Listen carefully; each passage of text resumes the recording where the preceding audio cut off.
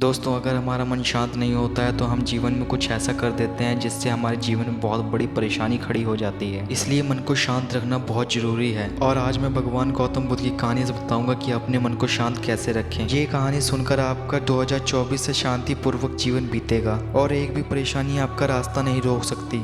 एक बार गौतम बुद्ध अपने शिष्यों के साथ एक गांव से दूसरे शहर में जा रहे थे। शहर काफी दूर था, इसलिए यात्रा करते समय वह अपने शिष्यों की थकान मिटाने के लिए एक झील के पास ही रुक गए और फिर शिष्यों की प्यास बुझाने के लिए अपने एक शिष्य को झील से पानी लाने के लिए कहा। तो वो गौतम बुद्ध की आज्ञा पाकर बर्तन में पानी लेने चला गया। फिर वह झील के पास जाकर देखता है कि कुछ लोग पानी में कपड़े धो रहे हैं और उसी समय एक बैलगाड़ी झील के किनारे से जाने लगी, जिससे सारी मिट्टी पानी में घुल गई और पानी गंदा हो गया। यह सब देखकर वह शिष्य सोच में पड़ गया, भला वह गंदा पानी कैसे महात्मा गौतम बुद्ध को पिला सकता है। और यही सोचकर वह गौतम बुद्ध के पास चला गया और आकर भगवान गौतम बुद्ध से बोला, झील का पानी बहुत गंदा है, और सारी स्थिति बता दिया और कहा वह पानी पीने के योग्य नहीं है। इस पर गौतम बुद्ध ने कहा, ठीक है, चलो थोड़ी देर आराम कर लो।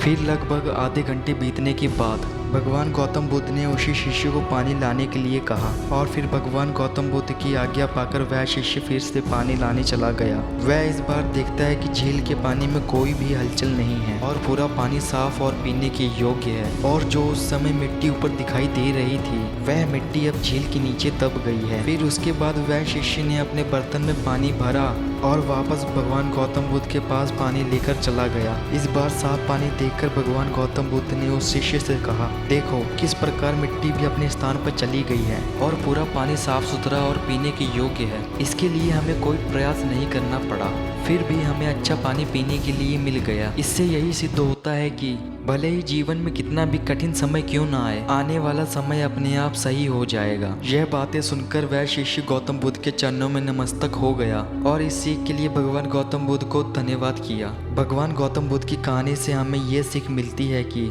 अगर हमारे जीवन में कुछ ऐसी चीजें हो रही हैं जो हमसे देखी नहीं जाती और उस चीज को छेड़ने हम चले जाते हैं, इसलिए हमारे जीवन में कितनी भी परेशानियां क्यों ना आ जाएं, हमें शांति से उस चीज को होने देना चाहिए। और जैसे ही वह टाइम बीत जाएगा तो सब कुछ अपने आप सही हो जाएगा। इसलिए हम अपने जीवन में शांति बनाए रखेंगे तो हम अपनी लाइफ में सही डिसीजन ले सकते हैं और इस तरह से हमारी लाइफ बहुत अच्छी हो जाएगी और इससे कभी भी हमारे जीवन में कोई भी प्रॉब्लम नहीं आएगी। इसलिए कहते हैं कि शांत रहो, जितना शांति से काम करोगे उतना ही सफलता की पौड़ी चढ़ते जाओगे। इसलिए शांत रहो और शांति फैलाओ। अगर मन शांत नहीं होता है तो आपके सारे काम हमेशा बिगड़ जाएंगे और बिगड़ते रहेंगे और लोगों के बीच में भी आप शांत नहीं रहे तो आपकी कोई भी वैल्यू नहीं रहेगी। इसलिए शांत रहना सीखो।